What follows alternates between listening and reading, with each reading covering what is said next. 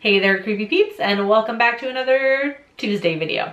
Today we're going to be doing another Masters of Horror, and we're going to be talking about John Carpenter. First things first though, I want to say thank you to my creepy patron peeps for your support of my channel. Thank you so much. If you want to find out the perks to being a creepy patron peep, you can follow that link in the description. Alright, so if this is your first Masters of Horror video, basically kind of what I did was just create like some general categories or questions that I can apply to any director. So this is the third one I've done, so I just go through and kind of answer each. It's like a very general tag, and then I just answer it as it applies to whatever director I'm talking about, if that makes sense. So first two episodes will pop up here throughout the video, so if you want to check those out. My first one was Wes Craven, and then I did Rob Zombie back in September. Like I said, today we're talking about John Carpenter, who was born January 16th in 1948, and some of his most well-known films are, of course, 1978's Halloween and 1982's The Thing. My personal favorite Carpenter film is The Thing. For one, the special effects were amazing. Still amazing, in my opinion. I also think the movie exemplifies something that Carpenter said in a documentary that I really like.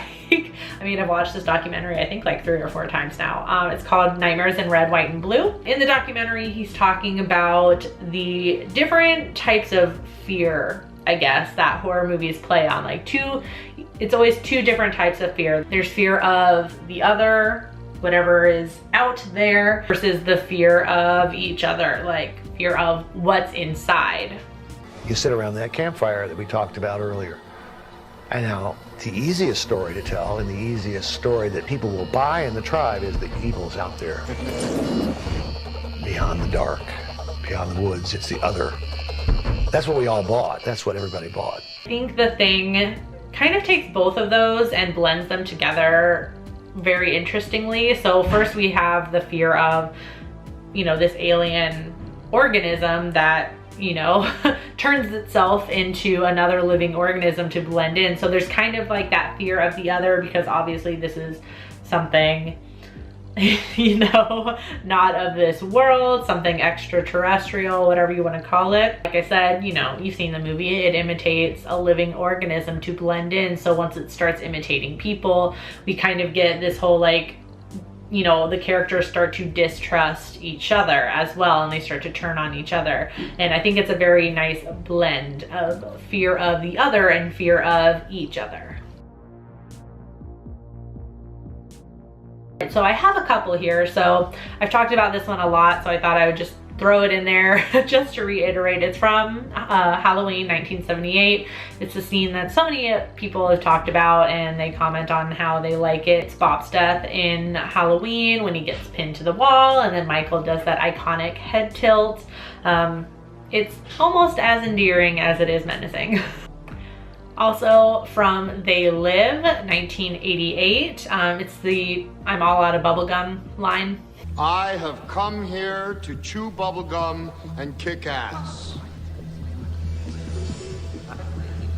And I'm all out of bubblegum. Quote this all of the time, like at work and other places, and nobody ever seems to know what I'm talking about, and that just blows my mind. It's so sad. Last scene that's one of my favorites is from In the Mouth of Madness, which came out in 1995. It's the blue scene. Did I ever tell you my favorite color was blue?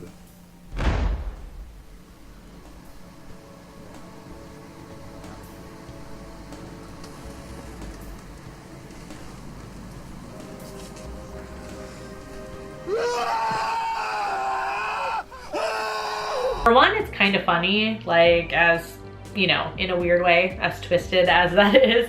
But I feel like it also represents that character, John's character, played by Sam Neill, really well. Like, it represents his loss of control, but a lot of the conflict comes from him realizing that he is not in control. He can't explain the world around him at all. And, you know, it's literally him just like going mad over the course of the movie because of this like loss of control. And I feel like that scene, I feel like that scene very much represents that, and I like it. The first one that came to mind when I thought of this was Copper's kill in The Thing, and by not his kill, like his death, I'm sorry. It's when he's trying to like defibrillate that guy, and like who is actually the Thing. But then like the chest / belly area like turns into this giant mouth and like just bites his arms off, and I don't really know why I love that kill. Like it borders on ridiculous a little bit, but somehow it isn't, and it works because I feel like the movie is pretty like dark overall, and then that scene is, like I said, it just kind of borders on ridiculous, but it doesn't quite reach it, and I don't know, I like it. It's a cool kill. John Trent, played by Sam Neill in The Mouth of Madness. I think it is a very underrated performance. My favorite quote from Carpenter is from an essay of his that kind of has to do with obviously him as a director and like standing out in Hollywood or in the industry kind of, and it goes like this. I don't want to be in the mainstream. I don't want to be a part of the demographics. I want to be an individual. I wear each of my films as a badge of pride. That's why I cherish all my bad reviews. If the critics start liking my movies, then I'm in deep trouble. I like the quote because I think it kind of hints at the idea of just making movies like to, you know, as like crowd pleasing movies or to please the studio or whatever, rather than making a movie or, you know, like telling a story that you genuinely want to tell. And I think, you know, when it comes to Hollywood, that kind of gets lost a lot because, you know, like studios, I'm sure, you know, they demand sequels of movies or remakes of movies, and, you know, sometimes newer stories that are coming out like like get panned for these sequels and remakes because, you know, the studios, the business side of it knows that it'll sell tickets, but then, you know, it kind of takes away from somebody wanting to genuinely tell a story. I've not seen so many of John Carpenter's movies. Pretty much in terms of what he's directed, Halloween, The Thing, and In the Mouth of Madness, I think might be it. But I mean, I haven't seen Prince of Darkness, The Fog, Christine, Assault on Precinct 13. So the list goes on. I haven't seen so many of his movies. I'm horrible, I know. Please tell me which ones are priority. Like out of the ones that I haven't seen, which ones do I need to fix that real quick. Exactly the quote that I mentioned earlier. He doesn't seem like a crowd-pleasing director. Like he just makes the movies he wants to make, and relishes in the bad reviews from the critics or any criticisms people have on his movies. I think that's an admirable quality to have as a filmmaker. Not to take it back to Halloween 2018, I know he didn't direct that one, but I mean, he started the franchise.